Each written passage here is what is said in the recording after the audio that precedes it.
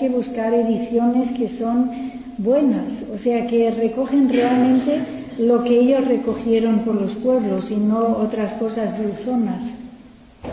Yo también pienso que, ya lo he dicho al principio también, que no está bien despachar a un niño con una dulzonería barata. Es que no es respetuoso con el niño y se lo estropeas. No se debe hacer. Y luego la otra parte, lo de Bentelheim, y hay psicólogos que hacen interpretaciones freudianas o jungianas de los cuentos. Eso es un nivel que es posible, pero no es el nivel que a mí me interesa. ¿Y por qué? Yo no he estudiado, aunque he hablado de un seminario que conocí en un trimestre en Hamburgo, que me gustó, el cuento Filosofía de los Niños, pero el verdadero cuento, ¿no? Pero realmente yo no lo sé, yo eso no lo he estudiado. El libro de Bentelheim lo conozco por las tapas, más o menos. ¿Cómo? Es que yo lo he ido descubriendo porque éramos malos comedores, mi hermano y yo. Y mi madre, cuando vivíamos en Berlín, y ella española, nos leía cuentos en alemán. Y esto era una manera también para ella, para meterse más en la lengua. Hablaba muy bien alemán, al final pensaban que si sería del sur o qué, pero hablaba muy bien, pero con giros de cuento, porque siempre nos leía esos cuentos.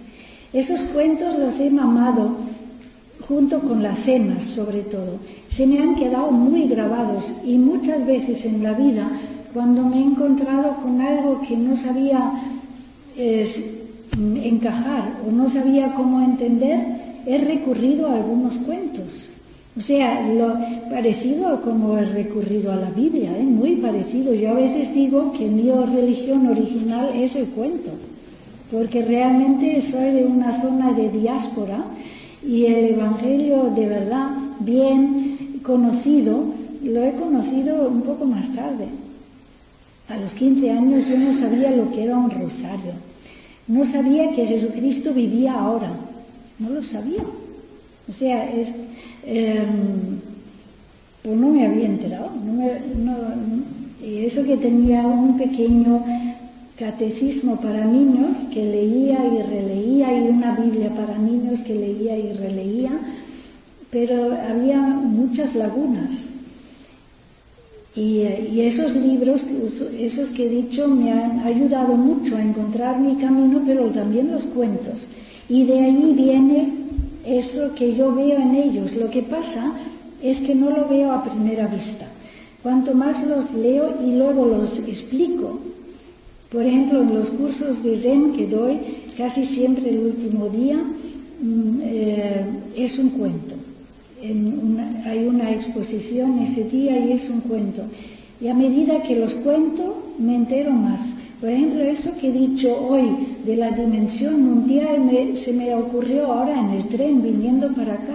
Dije, pero si es clavado, pero no me había dado cuenta.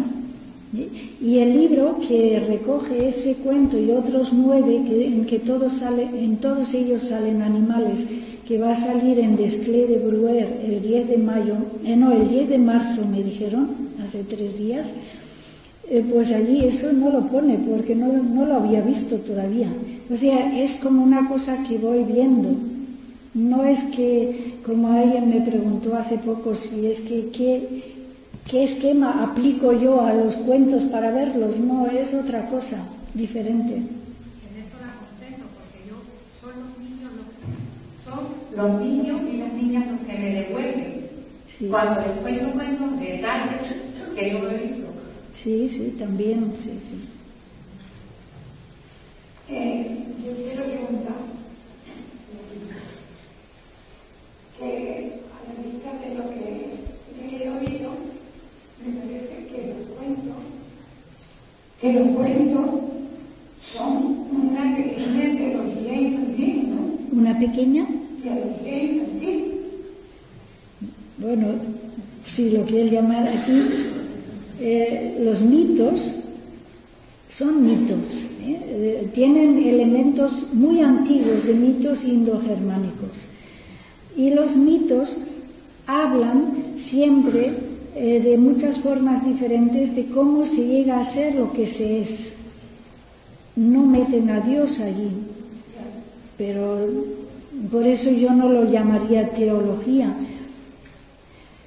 Es a un nivel antropológico espiritual profundo. Aquí había una mano hace tiempo.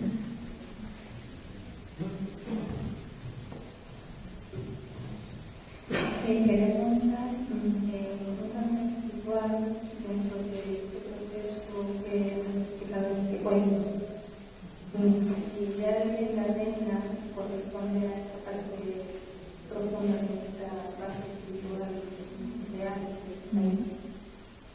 ¿por qué es necesario que se produzca una segunda unión entre un príncipe y una princesa que a transformarse en ese caso en los reyes de nuestra casa? Sí, eso es muy interesante y aparece muchísimas veces.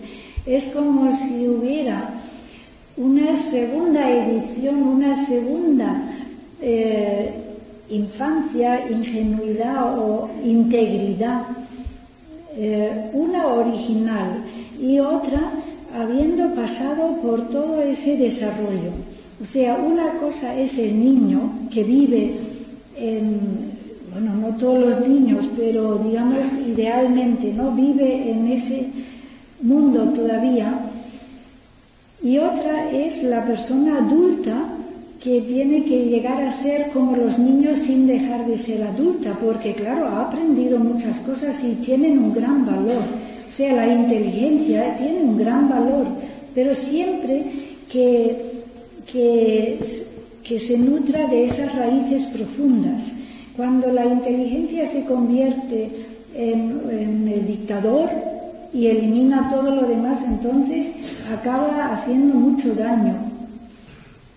Pero es verdad, es como, y además eso en las espiritualidades se habla de una segunda infancia, pero es una infancia de adulto.